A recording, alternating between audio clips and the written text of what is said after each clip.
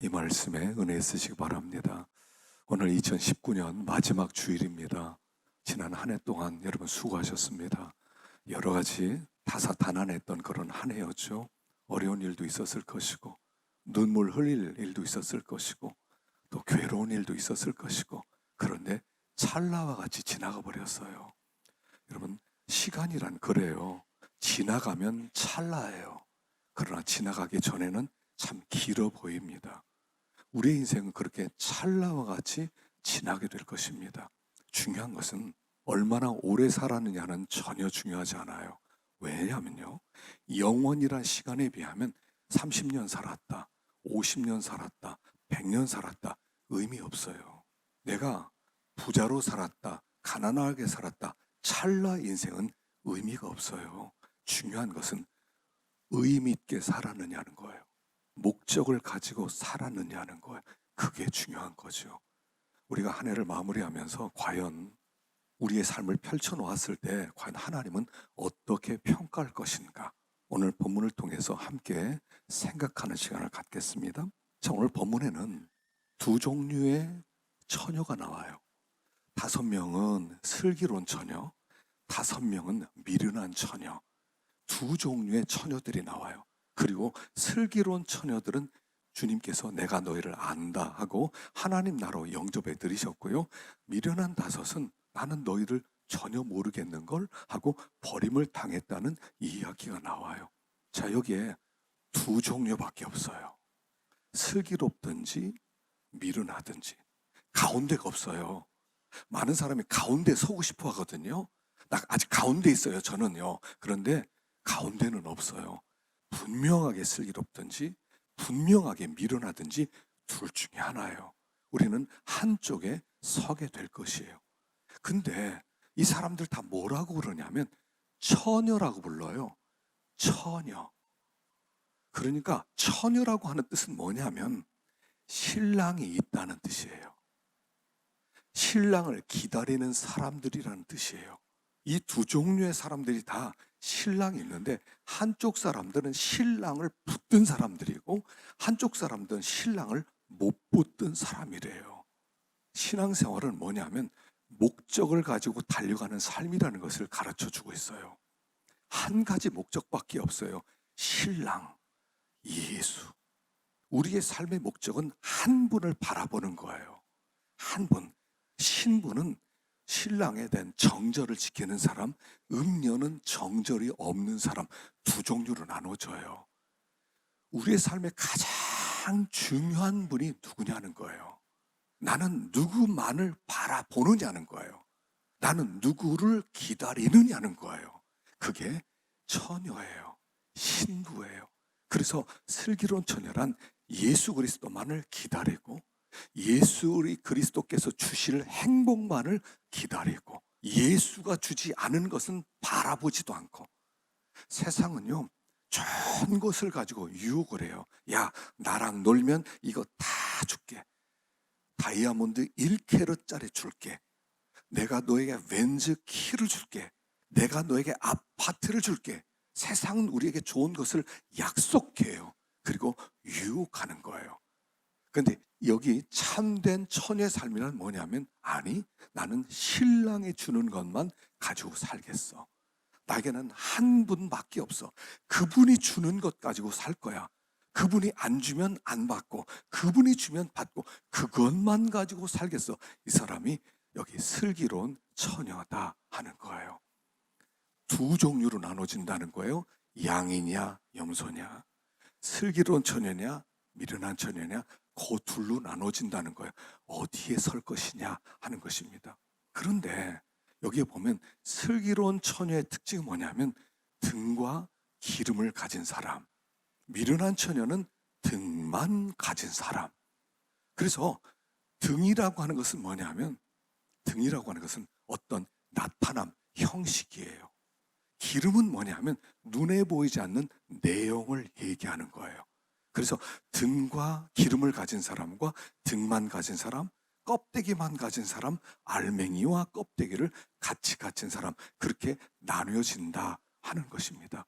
그러니까 등과 기름이 있다 하는 것은 뭐냐면 이 사람은 빛을 밝힐 수 있는 사람이다, 이런 뜻이고, 이 사람은 빛을 못 밝히는 사람이다, 이런 뜻이에요. 지혜로운 사람, 슬기로운 사람은 기름이 있기 때문에 빛을 밝힐 수 있어요. 근데 미련한 사람은 빛을 밝히지 못하는 형식만 들고 있어요. 등은 등인데 빛이 없는 등이다 하는 거예요. 그래서 하나님께서, 예수님께서 이 땅에 오실 때에 빛을 밝히고 있는 사람을 주님께서 찾으신다는 얘기예요. 빛을 못 밝히는 사람은 미련하고, 빛을 밝힐 수 있는 사람은 주님께서 그들을 맞이해 주겠다, 이런 뜻이에요. 자, 그러면 기름이 뭐냐 하는 거죠. 등이 뭐냐? 자, 기름이 뭐냐 하면 믿음이에요. 그러면 등은 뭐예요? 행위예요. 믿음에서 나온 행위가 있는 사람, 그는 지혜로운 사람이고, 믿음은 없고 행위만 보이는 사람은 미련한 처녀라는 거예요.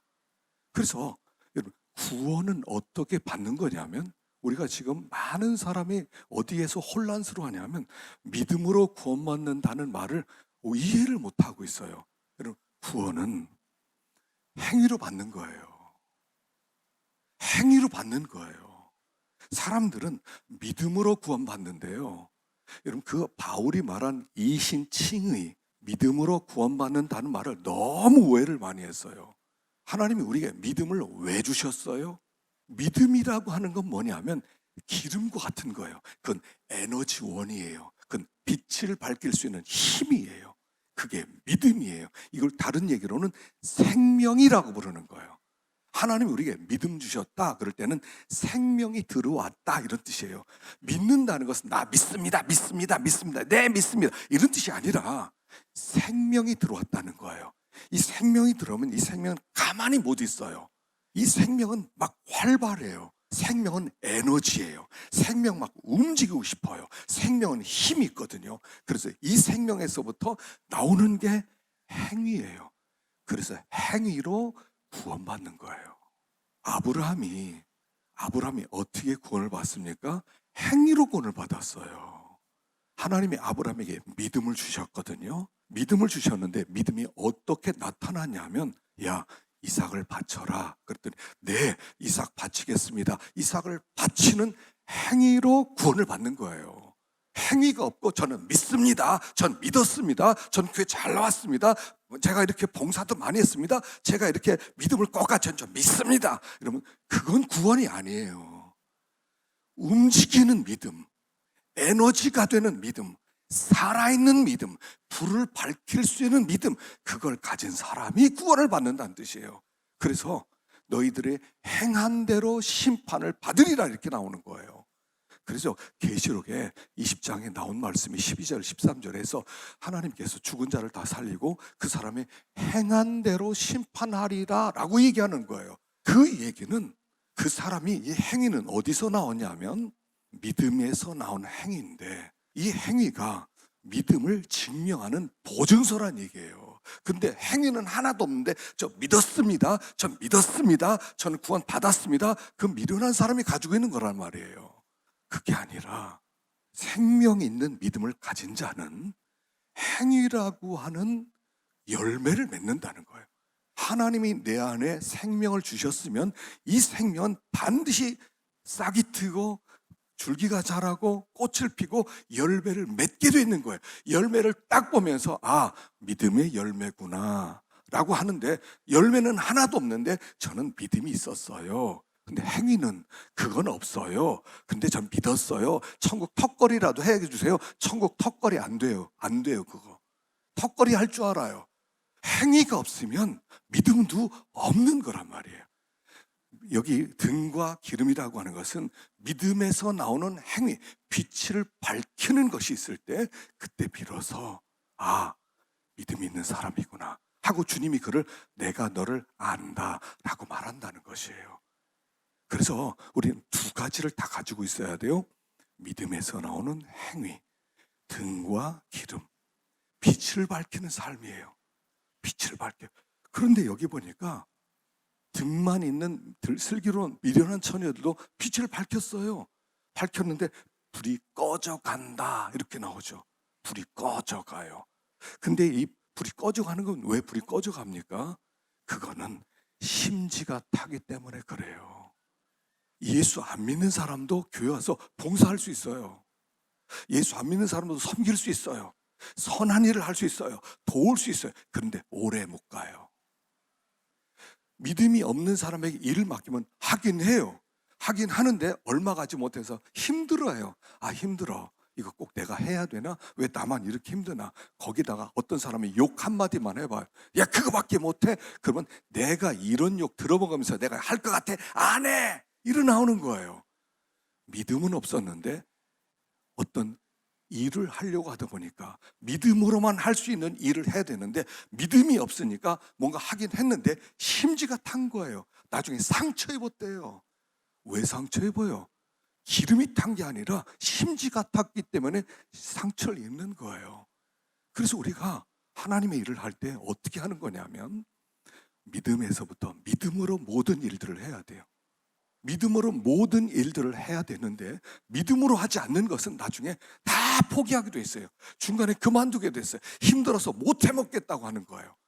그게 심지가 탔기 때문에 그래요. 믿음으로 하면 그 일을 계속 해 나가는 거예요.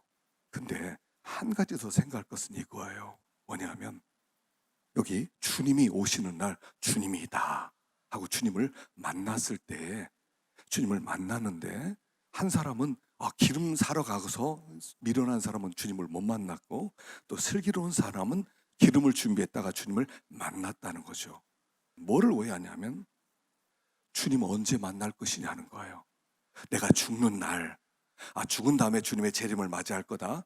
아마 내가 살아서는 주님을 만나지 못할 거야. 주님의 복음이 전파되려면 시간이 많이 걸릴 수 있어 라고 생각하는데 아니에요. 아니에요. 우리는 올해도 주님을 몇 번이나 만났어요. 몇 번이나 만났어요. 천연한 빛을 밝히는 사람이거든요. 빛을 밝혀야 돼요. 우리 삶의 현장 속에서 올 한 해 동안 빛을 밝혀야 될 상황이 있었는데 그 빛을 밝혔으면 그 사람은 주님을 만났어요. 그러나 빛을 밝혀야 되는 상황에서 빛을 못 밝혔어요. 그러면 주님을 못 만나요. 주님은 항상 주님과 같은 부류를 안다고 하는 거예요.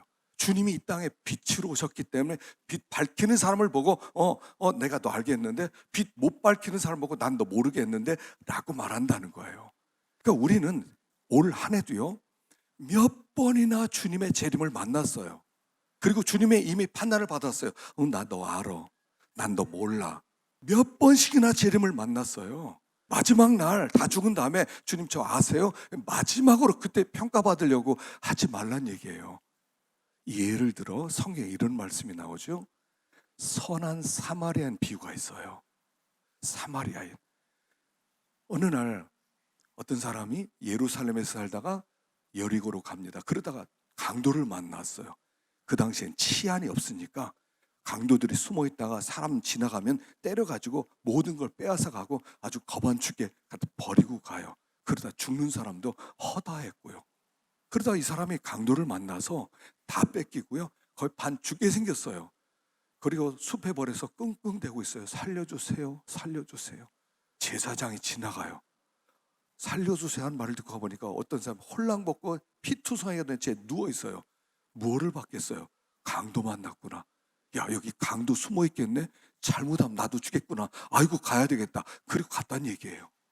레위 사람도 지나가다가 강도 만난 사람 있네. 이거 나도 죽겠다. 나 성전에 빨리 가야 돼. 그리고 가버렸대요. 근데 사마리아 사람이 지나가다가 그 사람을 봤어요. 그 생각이 없었을까요? 야, 여기 강도 많이 나오는 데구나. 야, 빨리 도망가야 되겠다 하는 생각과 이 사람 어떻게 내가 가면 이 사람 죽는데 도와줘야지 두 마음이 있었을 거예요. 근데 이 사람은 도망가지 않고 내가 도와줘야지. 그리고 거기 가서 기름을 붓고 포도주를 부어서 상처 피를 다 닦아주고 그리고 나귀에 태우고 주막으로 데려갔다는 얘기예요. 자, 이 사람은 이때 주님을 만나는 거예요. 우리가 중요한 순간에 빛을 밝혀야 될 순간이 있어요. 그때 나를 생각하느냐 남을 생각하느냐 이게 빛을 밝히느냐 못 밝히느냐예요. 이때 아이고 나 생각해. 나도 맞으면 어떻게 해? 내 거 빼앗기면 어떻게 해? 빨리 가야지. 기름이 없다는 얘기, 이 사람은. 기름이 없는 거예요. 근데 사마리아 사람은 이 사람 만나는데 강도들이 많구나. 위험한 데구나. 그러나 그냥 갈 수 없지. 난 이 사람을 도와줘야 돼. 그건 빛을 밝히는 거예요. 그는 거기서 주님을 만나는 거예요. 주님이 그래, 내가 너 알아. 그게 재림이에요. 그게 재림. 우리는 이 세상 다 살은 다음에 그러니까 맨날 이렇게 핑계대요. 하나님, 지금 제가 믿음 없어요. 나중에 할게요. 지금은 못해요. 나중에 나이 들어서 조금 더 믿음 생기면 할게요. 시간 생기면 할게요. 여유 생기면 돼요. 이건 미련한 처녀란 얘기예요. 주님은 언제 올지 몰라요. 죽음은 내가 생각하는 것보다 좀 더 빠르게 오고 갑자기 찾아온다는 얘기예요. 바로 주님 앞에 서야 돼요.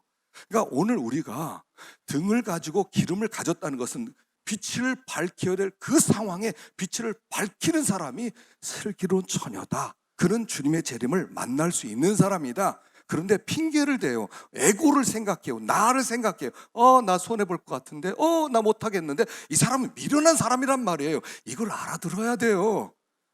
자꾸 지금은 믿음 없어요. 나중에 조금 더 믿음 생기면 그때 내가 좀 더 내가 빛 밝히를. 지금은 아니에요. 이 사람은 미련한 사람이라니까요. 근데 그 자리에 있어요, 그냥. 그러면서 마음으로는 난 슬기로워. 난 주님의 재림은 맞이할 수 있어. 최소한 천국은 가. 이러고 있단 말이에요. 아니란 말이에요, 그게. 속지 말란 말이에요. 오늘 내가 이 앞에 빛 밝혀야 될 이 순간은 주님이 이 앞에 서 있는 순간이에요. 주님이 서 있는 순간이에요. 그때 빛 밝힌 사람은 그래, 너 나랑 같은 부류구나. 너 빛 맞아. 오케이, 내가 너 영접하마.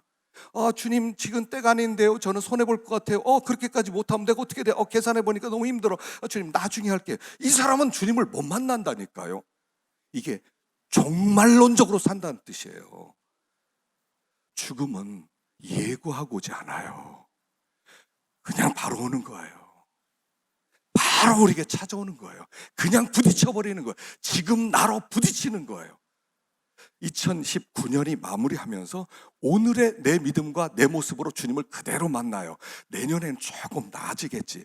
물론 제 계획은 여러분들이 다 헌신되고 다 지혜롭고 슬기로운 처녀로 주님을 맞는 사람이 되도록 하는 게 제 사명이에요. 저는 어떻게든 그 자리로 여러분 이끌어 드릴 거예요. 지난 한 해도 그렇게 노력을 했어요. 그런데 여전히 거기 있는 분들이 많이 있어요. 그러면 막 이 믿음이란 게 확 바뀔 것 같아요. 믿음은 그렇게 안 자라요. 믿음은 그렇게 자라는 게 아니에요. 그 결단을 내리시는 거예요. 강도를 만났을 때, 빛을 밝혀야 될 때, 그때 따지고 강도 만나면 어떡하지? 내 거 빼앗기면 어떡하지? 나도 위험한데, 우리 가족들도 왜 생각이 없었겠어요? 사마리아 사람이라고. 근데 그때 내가 빛을 밝혀야 될 때니까 빛을 밝히는 거예요. 그가 슬기로운 처녀라는, 우린 지난 한 해도요 이런 기회를 몇 번이나 만났어요. 근데 여러분, 어떤 결단을 내리셨어요? 그때마다 빛 밝히셨어요? 빛 못 밝히셨어요? 주님의 재림을 올 한 해도요 몇 번을 만났다고요. 그게 주님의 재림을 만나는 방법이에요. 주님의 재림은 죽어가지고 그때 천국 가서 한번 결판 받는다? 그 위험하지요. 그때 가서 너 몰라면 어쩌실래요? 매 순간 주님을 체험하셔야 돼요. 사건 벌어졌을 때 그때는 따지지 않고 빛을 밝혀야 될 그 순간에 빛을 밝혀내는 거예요. 그 다음에 얼마나 오래 살았냐 이건 전혀 중요한 게 아니에요. 지금 빛을 밝혀내냐는 거예요. 미련한 선녀들은 굉장히 지혜로운 사람처럼 살았어요. 아직 때는 아니야. 지금 좀 더 너를 위해 살 수 있어. 너 손해보지 마. 너 설득당하지 마. 너는 너야. 네 식대로 살아가. 이 미련한 얘기예요. 세상에서는 지혜로운데 하나님 나라에서는 아주 미련한 거예요. 톨스토이가 쓴 단편선 중에 세 가지 질문이라는 이야기가 있어요. 한 나라 왕이 있었습니다. 이 나라 왕이 백성들을 좀 더 잘 다스리고 싶은데 백성을 더 다스리려면 세 가지 이 능력이 있어야 될 것 같아요. 첫째는 어떤 일을 시작할 때 언제가 제일 좋을지 그 때를 분별할 수 있으면 좋겠어요. 그런 능력이 있으면 좋겠다. 두 번째는 내가 일을 할 때 중요한 사람과 중요하지 않은 사람을 내가 분별을 해서 중요한 사람들 좀 잘 만났으면 좋겠다. 그런 능력이 있으면 좋겠다. 분별의 능력. 세 번째는 어떤 일을 해야 될지 우선순위를 알 수 없을 것 같아요. 뭐가 제일 중요한지. 그래서 이 세 가지 질문을 답하기 위해서 나라에다가 방을 뿌렸어요. 방을 붙여놓고 누구든지 언제가 제일 중요하고 어떤 사람이 중요하고 또 무슨 일이 중요한지 대답할 수 있는 사람은 큰 상을 주겠다. 그러니까 많은 사람들이 와서 이런저런 대답을 합니다. 그런데 임금님이 마음에 안 들어요. 그래서 어떻게 했냐면 산속 깊은 데 사는 어떤 지혜로운 수도사가 있다는 얘기를 듣고 거기 좀 찾아가려고 그래요. 근데 그 사람은 아주 지위가 높은 사람은 만나주지도 않고 아주 힘들고 천한 사람만 만나준대요. 그래서 이 왕이 어느 날 시위대를 이끌고 가다가 시위대를 세워놓고 산에 올라갈 땐 여기 너희들 가만히 있어라. 그리고 왕의 옷을 천민의 옷으로 갈아입고 높은 산을 올라가요. 올라가는데 그 수도자가 있는 그 곳에 가니까 어떤 노인이 농사를 짓고 있어요. 근데 너무 뺏상말랐어요. 막 곧 쓰러질 것 같아요. 그래서 너무 불쌍해서 보니까 이 사람이 수도자예요. 그래서 내가 좀 도와주겠다고 하고 그리고 나서 일을 도와주면서 물어봤어요. 내가 이제 세 가지 질문을 답하기 위해서 왔습니다. 그랬더니 수도사가 답변을 안 해줘요. 가만히 듣기만 해요. 그래서 열심히 일을 했어요. 일을 하면서 밭을 다 갈아주는데 저녁 때쯤 되었는데 멀리서 어떤 사람이 비틀거리면서 찾아오는 거예요. 그래서 그 사람을 보니까 배에 피가 흐르고 칼을 맞은 자국이 있어요. 그래서 이 수도사하고 이 왕이 데리고 들어가서 그리고 나서 치료를 막 해줬어요. 종일 일을 하고 얼마나 피곤했는지 그만 밤에 잠이 들어버렸어요. 아침이 돼서 일어나봤는데 그 상처 입은 사람이 왕에게 무릎을 꿇고 얘기하는 거예요. 당신이 임금님이 아닙니까? 사실은 당신 때문에 우리 가산이 망했다. 땅도 다 빼앗겼다. 그래서 내가 당신이 여기 수도자를 만난다는 거 알고 내가 내려오는 길에 죽이려고 나무에 숨어 있었다. 그러다가 시위대를 만나서 내가 그만 상처를 입고 도망쳤는데 당신 나를 치료해줬다. 너무 감사한데 이제부터 내가 당신 나를 한번 용서해주면 충성스러운 신하가 되겠다라고 답변을 합니다. 왕이 약속을 하고 빼앗긴 것도 돌려주겠다. 그리고 좋은 부하 하나를 신하를 얻었어요. 그리고 나서 수도자에게 물어봅니다. 세 가지 답변을 좀 해주세요. 언제가 가장 중요하고 누가 가장 중요한 사람이고 무슨 일이 가장 먼저 해야 될 일인지 좀 왜 답변 안 해주냐. 그러니까 이 수도사가 보더니 당신 이미 답을 다 얻었다고. 무슨 뜻이냐.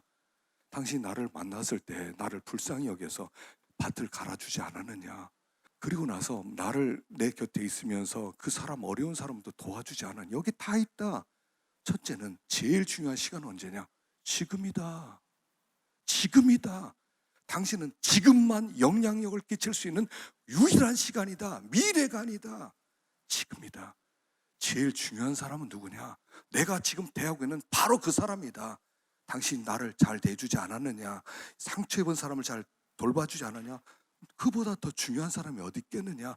제일 중요한 사람은 당신이 오늘 대하는 그 사람이다. 그리고 무슨 일을 해야 되냐고 물어봤냐? 선한 일을 하면 된다. 나 만나서 도와주지 않았느냐? 이 사람 만나서 상처를 싸매주지 않을, 그러면 되는 거다. 지금이 내 앞에 있는 사람이 선한 일이 당신이 찾는 그 답이다 라고 얘기해 주는 거예요. 우리가 빛을 밝힌다는 것은 뭐냐면 엄청난 게 아니에요. 엄청난 거라고 생각하지 마세요. 하나님을 믿는 마음으로, 하나님을 사랑하는 마음으로 이웃을 도와주고 섬겨주는 거예요. 우리 내년에 표를 이렇게 정했어요. 하나님을 기쁘시게, 이웃을 행복하게. 여러분, 이 이상 기독교를 이보다 더 잘 표현한 말이 어디 있단 말이에요. 더 잘 표현한 게 어디 있어요. 하나님을 기쁘시게 해드리고, 기쁘시게 해드리는 그 마음으로 이웃을 돌보는 거, 이게 최고죠. 이게 빛 밝히는 삶이라는 거예요. 이게 슬기로운 처녀의 삶이라고 하는 거예요. 여러분, 슬기로운 처녀란, 미련한 처녀는 뭐 엄청난 차이가 아니에요. 오늘 삶의 현장 속에서 하나님의 믿음으로, 그 양심으로 그 삶을 살아내는 것, 그걸 슬기롭다고 하는 겁니다. 엄청난 일을 하려고 하지 마세요. 오늘 하나님이 주시는 삶의 현장 속에서 결단을 내리시고 하나님을 기쁘시게 이웃을 행복하게 하는 그 사람이 진정한 슬기로운 처녀다 하는 것입니다. 올해 그렇게 살지 못하는 것을 다시 한번 돌이키고요, 내년에는 그런 삶을 살아낼 수 있기를 간절히 축원합니다. 기도하겠습니다.